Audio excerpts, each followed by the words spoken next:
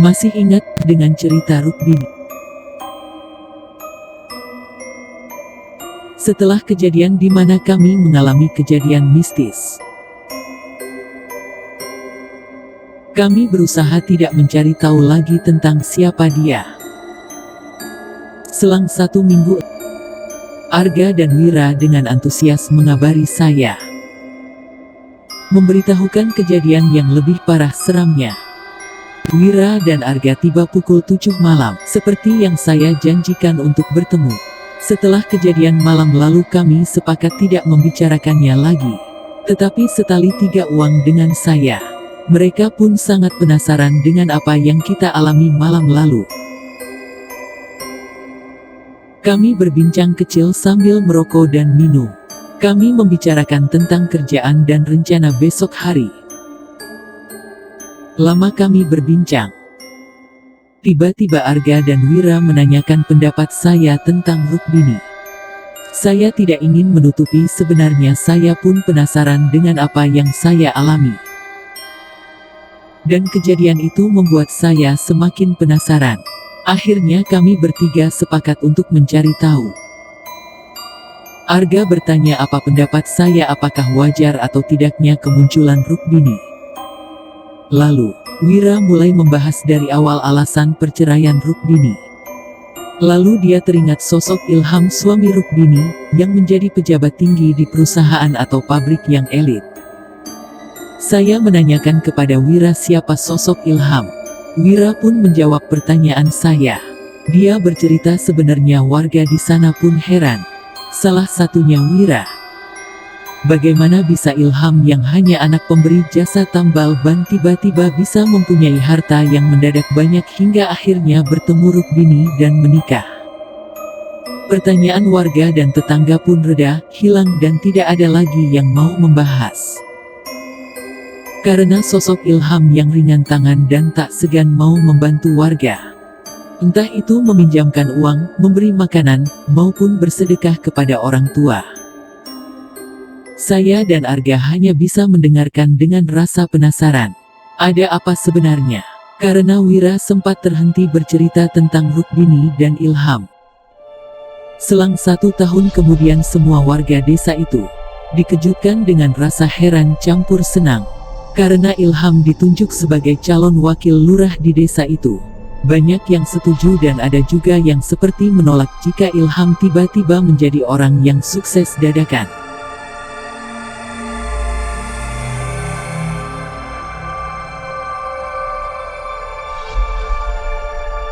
Pak Andi contohnya, yang pernah belak-belakan menuduh jika Ilham pelaku nyupang atau muja.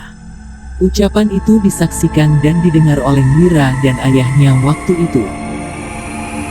Ucapan itu disaksikan dan didengar oleh Wira dan ayahnya waktu itu. Hilang cerita Ilham. Waktu terus berlalu dan perjalanan kepemimpinannya berjalan lancar hingga akhirnya tiba-tiba Ilham ditangkap kepolisian karena kasus penggelapan dana renovasi jalan desa ini. Makanya jalan yang kita lewati malam itu sangat sulit dilewati karena jalan yang berlubang dan rusak. Setelah Ilham dipenjara, Rukbini pun menceraikannya dan pindah ke rumah orang tuanya tak jauh dari desa. Ejekan dan ucapan tetangga yang membuat Rukbini resah. Belum lagi kedua mertua Rukbini yang mulai acuh. Setelah Rukbini pindah, selang 2 hari, ucapan Pak Andi terbukti. Teror kuntilanak semakin menjadi-jadi. Beberapa warga pun sering melihat sosok itu berdiam diri di belakang rumah Ilham dan Rukbini. Bahkan petugas ronda dan RT di sana mengalami hal menyeramkan. Contoh Pak RT yang pulang malam karena harus mengantarkan anaknya bekerja di pabrik. Beliau pulang sekitar jam 10 malam. Dia melihat sosok kuntilanak dengan wajah yang hitam rata dengan gaun merah. atau petugas ronda malam yang diludahi kuntilanak dari atas pohon. Setelah fenomena itu reda, Rukbini kembali ke rumah pribadi Ilham. Sedikit gambaran, rumah Ilham dan orang tuanya hanya terpisah kebun kosong yang biasa digunakan mengembala kambing warga. Warga tidak pernah berani menanyakan kenapa selalu ada penampakan wanita di belakang rumah Ilham kepada orang tuanya. Pernah ada beberapa warga yang mencoba akrab dengan Rukbini dengan maksud mencari tahu tentang rahasia dia dan suaminya. Rukbini menceritakan kebenaran bahwa suaminya ini pelaku muja, dan sebenarnya Rukbini sudah tidak ingin lagi melakukan dan menikmati hasil dari pemujaan itu.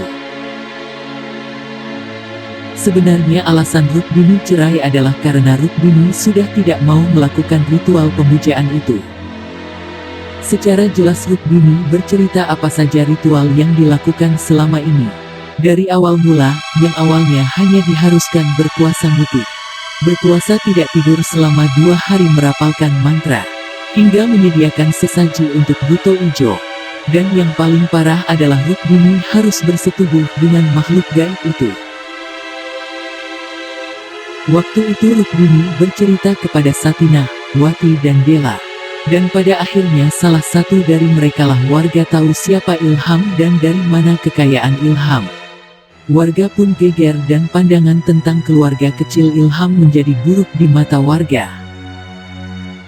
Tidak terasa waktu menunjukkan pukul 11 malam saya dan Arga hanya bisa sesekali menyauti pertanyaan kecil Wira selagi dia bercerita. Kematian Rukbini pun dianggap tak wajar karena perut Rukbini yang membuncit seperti orang yang sedang mengandung. Dan saya mendapatkan jawaban alasan kematian dan ternyata Rukbini tidak hamil melainkan perutnya saja yang membuncit seperti orang hamil. Tidak mau kalah Arga pun menceritakan pengalaman yang pernah dialami warga di sana. Arga mengatakan awal mula prasangka jika hantu berkebaya dan berjarik coklat itu adalah Rukbini. Ketika ronda malam yang secara rutin dilaksanakan setiap malam, salah seorang petugas malam mengakatak melihat seorang perempuan yang sedang menuntun anak laki-laki. Tapi setelah dicari memang tidak ada siapa-siapa. Lagi pula siapa yang berani keluar malam-malam. Di hari berikutnya kejadian itu terulang lagi, kali ini dialami oleh anak remaja yang sedang bermain gitar. Tak lama sekitar pukul 11 malam waktu itu 3 anak dari 7 orang yang berkumpul hendak pulang. Di jalan 3 anak ini berpapasan dengan seorang perempuan berbaju merah dan berjarik coklat sambil menuntun balita usia 3 tahunan. Dengan santun mereka pun menyapa. "Mau kemana teh?" ujar salah satu anak. Dan si wanita itu hanya diam, lalu perlahan menunjuk salah satu pohon besar di kebun yang mereka lewati. Sadar ada yang tidak beres mereka pun lari sambil berteriak histeris. Dan saya akhirnya paham kenapa Rukbini meneror warga di sana, alasannya karena kematian yang tidak wajar akibat pemujaan terhadap makhluk gaib. Saya sengaja menghentikan cerita Wira dan Arga karena jujur saya tidak berani lagi mendengarkan. Hingga saat ini Rukbini masih terus menghantui orang-orang di sana. Saya pun masih berpikir ulang apakah akan saya lanjutkan eksplor ke tempat itu lagi atau tidak. Sadar tidak sadar, rumah yang kami eksplor di malam itu adalah rumah kosong yang berdempetan dengan rumah Ilham dan Rukbini. Wira bercerita pada waktu itu warga sempat menemukan sesaji di belakang rumah Rukbini dan Ilham. Dan akhir cerita rumah itu sekarang sudah kosong sekitar 9 tahun lamanya.